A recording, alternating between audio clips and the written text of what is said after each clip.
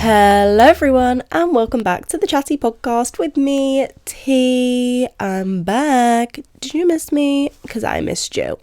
No. I was off last week because I was dying ill in bed of tonsillitis. So I don't love that for me. But we're recovered now. We're back. I need to pick an upload day because I sort of go between Monday, Tuesday, Wednesday. But when do you guys prefer? When's a good upload day? What day do you have that's like the best day for you to listen to my podcast?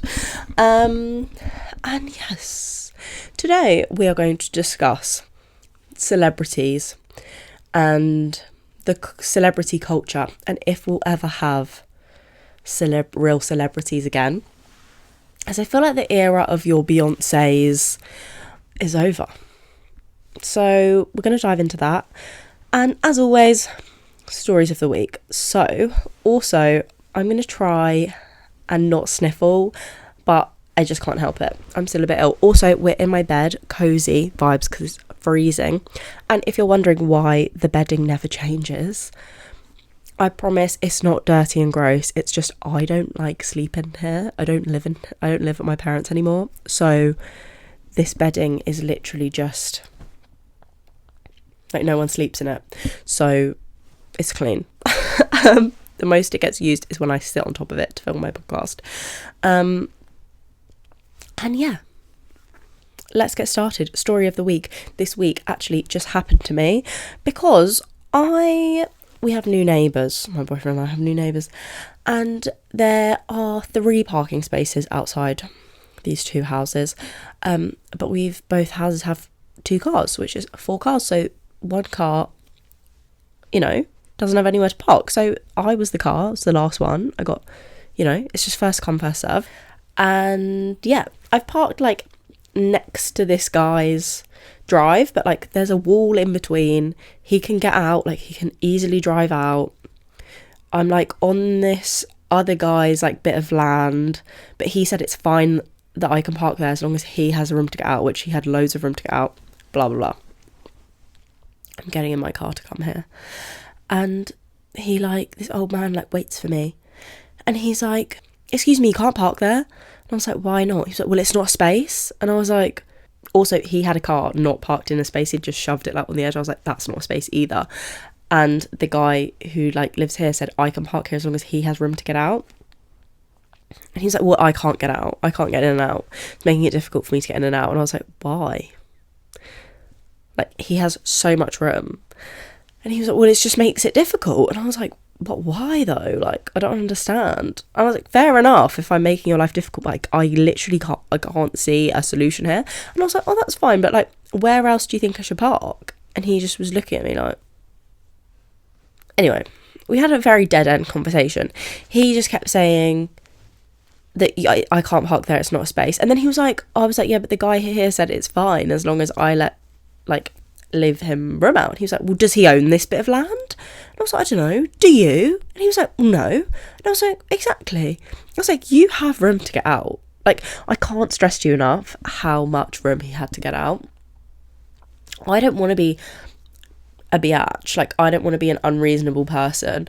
I'm more than happy. I can understand it might be annoying, but also I'm asking you for a solution. And I said to him, would it help if I moved over? Do you know where else I could park? Come at me, let's do problem solution. Let's not just do problem, male version of a Karen. But no, he couldn't seem to come up with one. He just kept telling me that I can't park there. And then after me saying, trying to come up with solutions, he just went, oh, I've had enough. And then he goes under his breath as he walks off, selfish. And I said, I will not let anyone talk to me like that. I said, sorry. He said, yeah, you're selfish. I said, how am I being selfish? I've spoke to the guy that lives here whose drive it is, and he said, it's fine for me to park here as long as he has room to get out. I've now spoken to you, and I've said, would it help if I've moved over? And asked you for solutions, to which you haven't helped me, and you've just been rude. And you're calling me selfish. I said, don't call me selfish, it's unnecessary. And then he just stormed off and went back in his little house. But awkward, we don't want neighbour beef. ever. But I think I was being really reasonable. And I wasn't being rude. And I made sure, because he was like an old man, and I feel like he just judged me immediately because a young little girl. Because also my boyfriend's parked there before, and he's looked my boyfriend in the eye and not said anything to him. So like, I feel like he just thought he could bully me, which he couldn't. And I used all my best grammar, and I spoke really well, and I like used big words and made myself seem like, you know, a reasonable, well-educated, respectable young woman. But like, annoying that I even had to do that. But here we are. There we go. So that was my update. That's my story of the week, which literally happened to me this morning. I don't really have many more stories of the week because I was ill. I did go to the doctors, and I had a student doctor, which was interesting. I had to like have an appointment with him, and then a real doctor came in afterwards and like gave, you know, actually did it and like see if they aligned. So that was interesting, because also I was in the doctors for so long because I had to like, they were like half an hour behind. Then because he was like training, he asked me every question under the sun, like full medical history of my family for tonsillitis. Oh, and then we had to wait for that real doctor to be free, and we had to like do this awkward small talk for like 15 minutes. But he went to the University of Cambridge, which was, I was like, wow, impressive. And he wants to be a surgeon. So after he finishes this uni degree, which is in his 6th year now, his final year, he has to go and do another 7 years of training to be a surgeon. I just thought, wow, you know, that's strength, you know, like you've got some stamina in there, because that's a lot of learning. But good on him, you know. And he said, apparently, that being a doctor is like really competitive at the moment. So like you actually have a lower chance than ever like before of actually getting a job. And like, I think I just assumed that if you learn to be a doctor, like it's like a guaranteed job, but no, apparently not. And you have no choice. We do have a little bit of choice about where you go, like you can put your preferences, but basically it's so competitive it doesn't really matter. So that was interesting. Tea of the week this week is cranberry raspberry with honey in it, but it's gone a bit cold because I made it this morning and it took me ages to set this podcast up. Yes, and then job updates. I've been going to work with my dad. I did 1 day of work with my dad. But I loved it. I love going to work with my dad so much, and like it so proves to me that I need to have a career where I'm doing things all day. I loved it. Like the time went so fast. And I like being busy. I like multitasking. I like having lots of things to do and like rushing around everywhere. I actually enjoy that. And I think the day goes so fast. And like, yeah, you're tired after it, but I'd rather that than just being bored. But yeah, I had a good time with my dad. So that's what I've been doing for a bit of money. I say been doing. I did once, but that's what I did for it to earn a bit of money. And then what else? My employment updates. Oh yeah. I've applied to some internships at Warner Brothers, and I really want them. I think I'd be really good for them. I think that they'd be really good for me. Okay, so we've had to sack the headphones off because for some reason they've stopped connecting to the microphone. So I don't know what this sounds like. So this is going to be interesting. Also, my whole stand just fell down. Chaos, absolute chaos. First video back is not off to a great start, but we're just going to power through. Hopefully this sounds okay. Hopefully I've pressed record. But yeah, let's just keep going. So where was I? This Warner Brothers internship. Yeah, I just think it's so good for me. It's 6 months. The pay's like quite good. And I would love to do it. Like it's the first application I've filled out thinking like, oh my god, like I would love to do this. I really want to do this. The other ones have been like, you know, but it's something I actually feel really passionate about. So hopefully, guys, pray for me. I get it. I feel like a bit embarrassed at the moment with the whole job application thing, because it's like people are like, have you got a job yet? Have you got a job yet? No, I don't. I'll tell you when I get a job. Or like, have you had anything back? No, I would have told you. Please leave me alone. But I know I'll get there. It's only been like 3 months. Sometimes it just takes a long time, and I'll hopefully get a job I love. So pray for me, everyone. Being serious, please pray for me.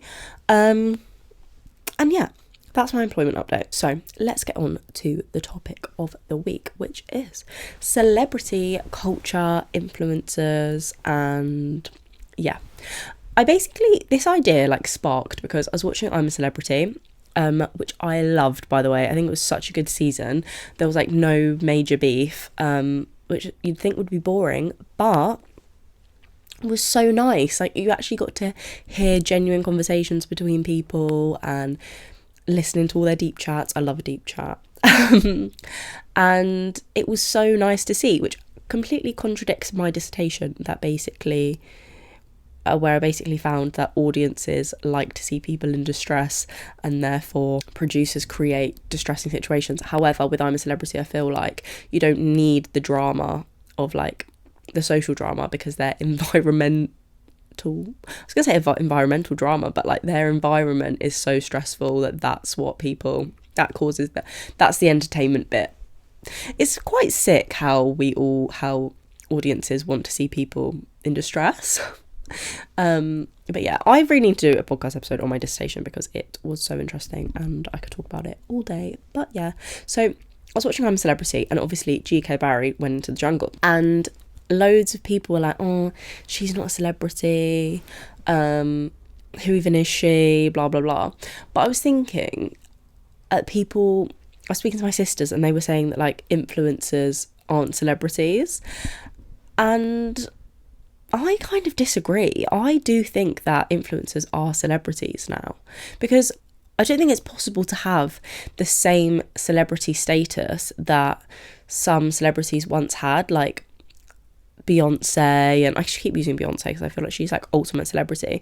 But like, due to social media and helping to drive celebrities' audiences, social media is such a big thing, and they open that door into their personal life to post social media stories about your makeup routine, what I eat in a day, how I take off my makeup, all these things. You take down that barrier into your personal life and it sort of takes away the like mystique, like mysterious celebrity, like untouchable sort of aura that celebrities once had. Like, that doesn't really exist anymore.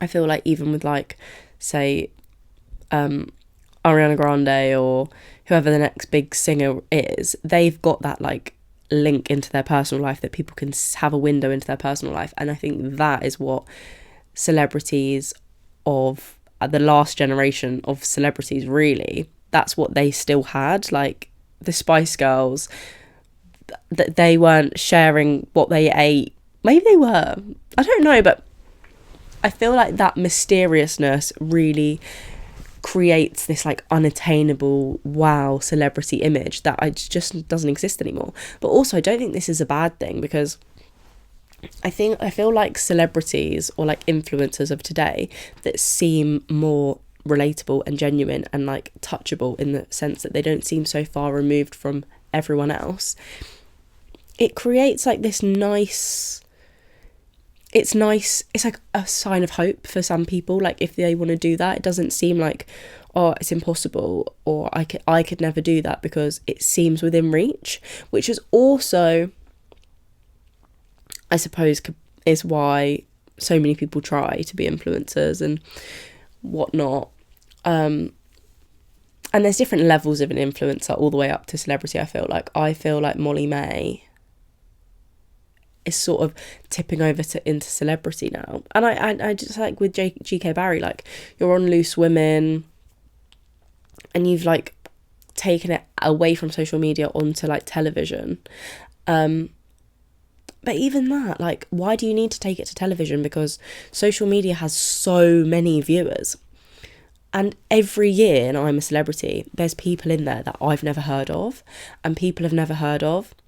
But because of their job role, you said they're a radio DJ, or because they've not been given this term influencer, people will be like, oh, it's fine, they're still a celebrity, like other people will know them. But I feel like when influencers are marked with that label, it's immediately like looked down, like, yeah, a bit looked down on.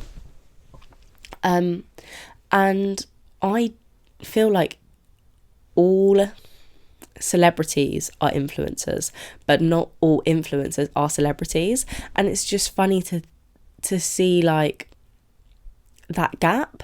But also, like, if we think about the term influencer, to influence, is that really what they're doing?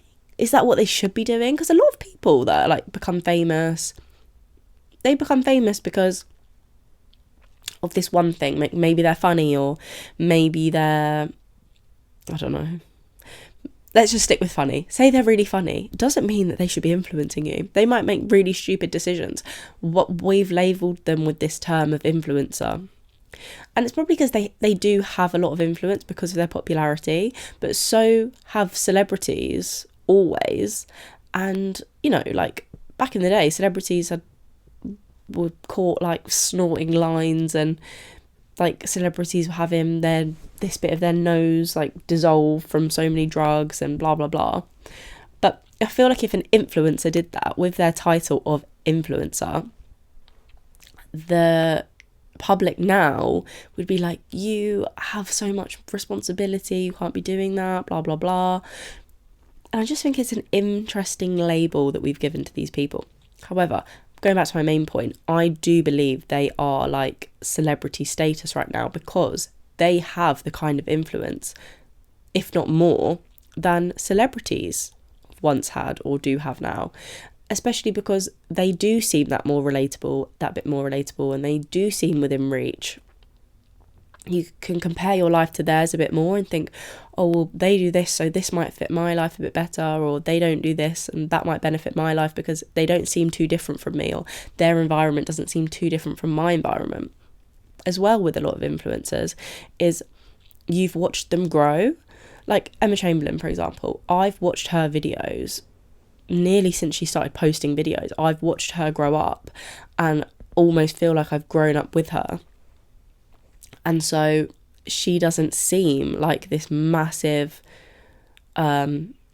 huge, untouchable celebrity because you've been there through every step of the way. Whereas like with some celebrities, let's just use Beyonce again, you've never had that window at every step of the way to like feel like you understand them. And then it's like this whole thing of parasocial relationships where it's like you feel like you know someone and you have a relationship with them, like audience to influencer or audience to a celebrity.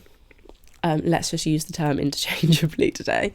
But you really don't, and you've created this like weird bond with this person that doesn't know you exist, which is also really strange. And parasocial relationships can be negative and positive. Like they can be negative in ways that they can go a bit too far, they can become toxic. People can feel like they know this influencer or celebrity and then break too many boundaries, like show up outside their house and become obsessive and all these things. But also parasocial relationships can offer like a sense of community and comfort to people who don't really have that, or don't really have a lot of friends, or, you know, struggle in social settings. So that's interesting. And I wonder in like the 90s how strong parasocial relationships were, because like being a fan of someone has always been a thing, but I think social media has aided this whole thing of parasocial relationships because it allows you that window into their lives. And I think that has been the downfall of celebrity, like the term celebrity or celebrity culture, because I just don't think it has the same weight that it once had. Another problem I have with people who heavily criticise like GK Barry being in the jungle is they're like, oh, she's just an influencer, like just young, she's just got lots of young fans, blah blah blah. But obviously ITV want to have celebrities from a range of demographics because it brings in more viewers. Like I only watched I'm a Celebrity this year because I wanted to see GK Barry in the jungle. And those younger generations that are starting to stop watching television, it's a great way to bring in that viewership because you're using the influencers that they are drawn to every day on their phones, on social media, and you're translating that over to television. And I think there's a big thing, like, within the media landscape of trying to connect different forms of media, so like television to social media to print to everyone's trying to link them all, and a certain brand that has high viewership or high engagement on one platform, you're not just happy with having a high television audience, you also want your socials to grow, because in turn they all help each other and they all grow together. But that's why television channels need to not write off the influencers that have most of the drive and most of the hold and most of the influence of navigation in the social media world. Like, they're the ones that can get those young viewers that have switched off from television back onto streaming, like live television and all these things. So I think it's unfair for people to heavily criticize when like ITV or whoever get influencers and into these big shows and call them celebrities, because they have that influence, that strong influence that I don't actually think these other celebrities have anymore, because social media is so important for driving to people, like for navigation. So also, like, I've watched shows through TikTok, so, which is why, again, I think it's really important for television companies to not sleep on their social media accounts, because a clip of a show, a really interesting clip of a show, can draw me and think, oh my God, I want to watch that. Like, where is it? And I'll go and find it on their platform. So that's like that conversion of audiences that I was talking about. Like, within the media landscape, there's so many different forms of media. We're all a broad audience with preferred platforms, and trying to get people to convert over here, over there, is difficult. And I think, why not use those people that really understand each platform, and like, say a television personality, big television personality that loads of people love, say a slightly older generation love, and they get them over on a social platform, and you're helping that older generation want to go and use that social platform because they like that person, so they're going to go over here. And it's the same with young people. Say that you like a TikToker, you're going to follow them onto another platform like television, or read the article about them in print, because you're following the person. So the person is the influencer or the celebrity is the one that can lead audiences around different media genres, media platforms. So I think it's important that we don't write off influencers and talk about them as, like, look down on them as much as I think society does at the moment as well. It makes me laugh when they're like, oh, these aren't real celebrities in the jungle, because I was thinking, well, yeah, but they are still, they're famous people, they're people with audiences.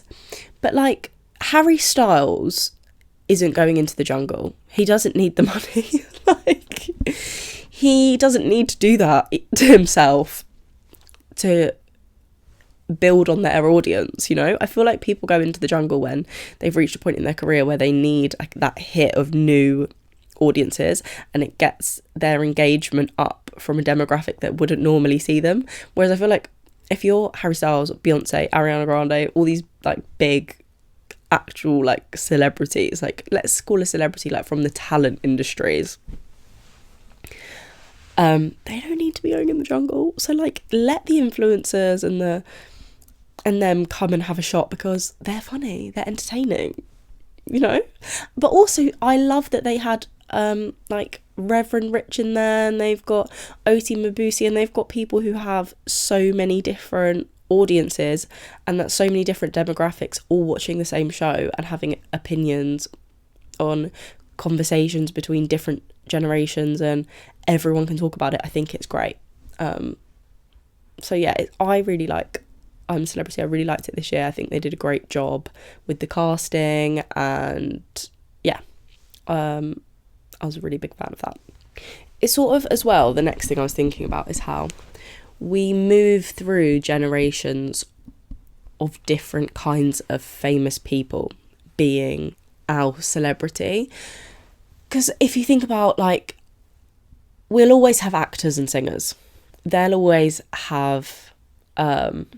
be big. But will we ever again have the actors and singers like Keira Knightley's, Hugh Grant, Jude Law's, I'm so bad with knowing actors' names. There's, like, you know, the big actors.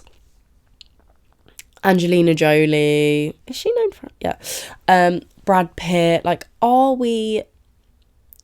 They're, like, your big actors. They're, like... when I think of celebrity, they're, like, the original forms of celebrity. And then you've got singers and all sorts of bands and singers, like, you know... Elvis, the Beatles, and then you've got like the Spice Girls or whatever. They're like your common forms of fame and celebrity.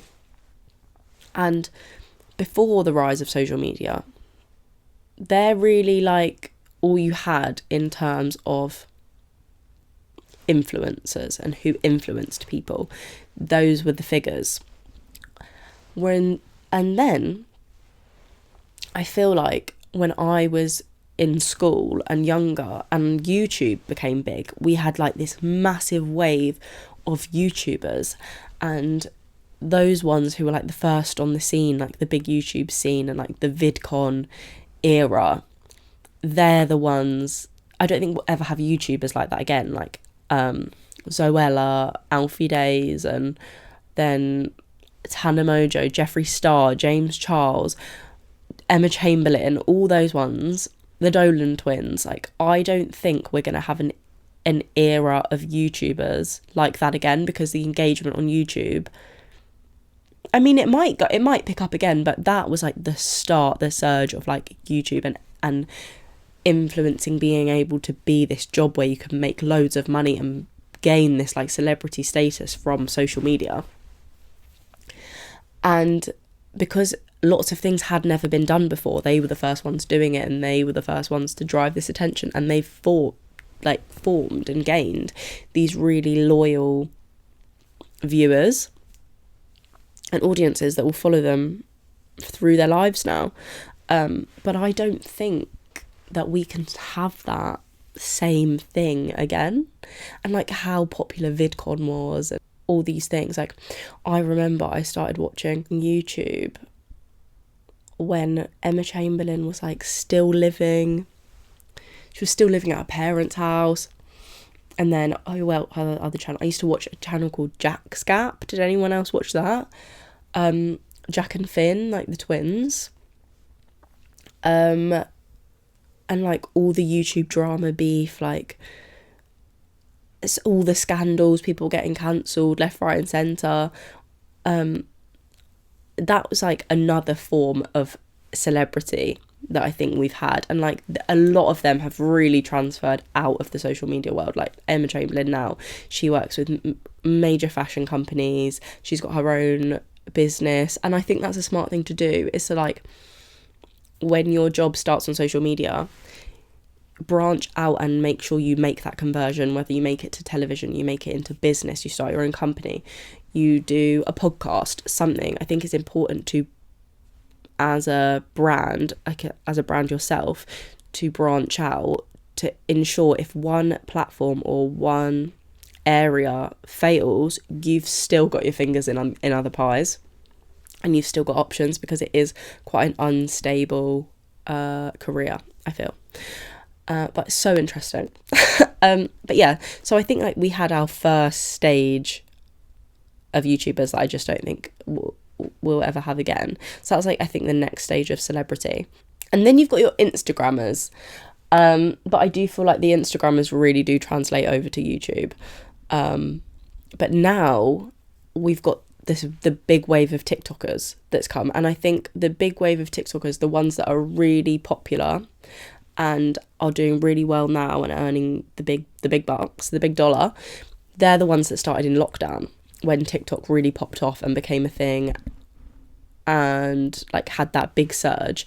And again, I don't know if we're going to have the same like law around these TikTokers than we do around like the original ones that started in lockdown, like your GK Barrys, your Joe Bags, you've got Max Belegday. Can you tell who's on my For You page? Obviously there's loads of other big TikTokers as well. There's like, what's her name? They're like really famous now. What's her name? Like Dixie D'Amelio or whatever their name is. But yeah, like those people who made it big on TikTok, but like they used to be like the Musical.ly people. Oh yeah, the people who made it from Musical.ly to TikTok are big now, like, and they don't need to rely on TikTok anymore to drive their viewership because they've got their fingers in other pies. But it just makes me think, like, what's next? You know, like we've had our traditional celebrity, we've got our actors, our singers, we've got television personality as well. Like we've always had them, like your Anton Dex, and you've got like your traditional forms of celebrity. But social media has opened up this world of the new celebrity. There keeps being like, you know, a new platform that has its big moment and its big wave, and you've got to be lucky enough to be one of the creators that makes it in that right time frame. And I'm not saying you can't make a living and be successful on those platforms now, but I think it's harder because things have already been done before and you're trying to find your niche in this highly oversaturated market, and anyone can have a shot of it because all you need is a phone. But it makes me think, like, what's next? Like, what's our next step? Like, from YouTube, the YouTubers, the TikTokers, like, what's going to be next? You know? What's the next platform? And it took ages between the YouTube era and the TikTok era for the YouTube era to die down and the TikTok era to have its moment. So I think we've got a long way before the TikTok era is dying out. But I want to know what's next. And this is the thing as well. Everyone's attention spans are becoming so short. Like before on YouTube, a YouTube video can be so long. I actually still really like a long YouTube video because I like it as like background noise. But I remember there was a stage of YouTube where like people were like, oh, is this video too long? Like, do you guys prefer a shorter video? But now with TikTok, 15 seconds is a long time. Scroll, like a minute is ages on TikTok.